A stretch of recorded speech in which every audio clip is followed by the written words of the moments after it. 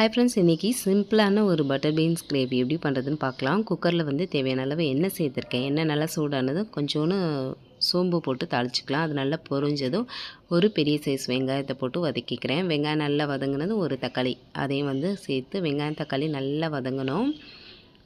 இது ரெண்டும் நல்லா வதங்கினதுக்கப்புறமா இது கூடவே வந்து ஒரு ஸ்பூன் அளவு இஞ்சி பூண்டு பேஸ்ட்டும் சேர்த்துட்டு அதோட பச்சை ஸ்மெல் போகிற அளவுக்கு நல்லா வதக்கி விட்டுருங்க. இந்த கிரேவியில் வந்து எண்ணெய் மசாலா எல்லாமே கம்மியாக தான் சேர்த்து பண்ணியிருக்கேன். டேஸ்ட் வந்து ரொம்ப சூப்பராக இருக்கும்.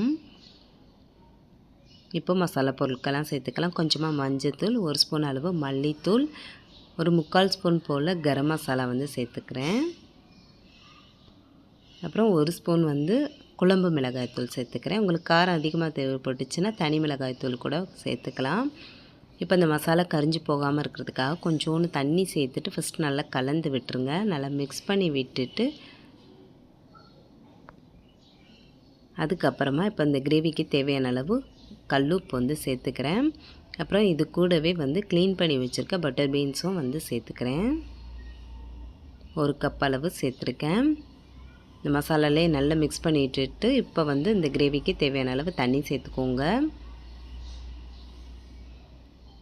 உங்களுக்கு கிரேவி இன்னும் கொஞ்சம் திக்காக வேணும், கொஞ்சம் ஜாஸ்தி வேணும் அப்படின்னா இந்த ஸ்டேஜில் வந்து தேங்காய் அரைச்சி சேர்த்துக்கலாம். தேங்காய் கூட கொஞ்சோண்டு சோம்பு, ஒரு ஸ்பூன் அளவு பொட்டுக்கடலை அதையும் சேர்த்து கொஞ்சோண்டு தண்ணி சேர்த்து நல்லா அரைச்சிட்டு இதோட சேர்த்துக்கலாம். கடைசியாக வந்து கொஞ்சமாக கட் பண்ணி வச்சுருக்க மல்லி இலையை தூவிட்டு ஒரு குக்கரை மூடி ஒரு 2 விசில் வச்சாலே போதும். சூப்பரான பட்டர் பீன்ஸ் கிரேவி வந்து ரெடி ஆயிரும். இது வந்து சாதம், இட்லி, தோசை, சப்பாத்தி எல்லாத்துக்கூடையுமே வச்சு சாப்பிட்டுக்கலாம். ரொம்பவே டேஸ்ட்டு சூப்பராக இருக்கும். டக்குன்னு ரெடி பண்ணிடலாம். கண்டிப்பாக ட்ரை பண்ணி பார்த்துட்டு எப்படி இருக்குன்னு கமெண்ட்டில் சொல்லுங்கள். Bye friends.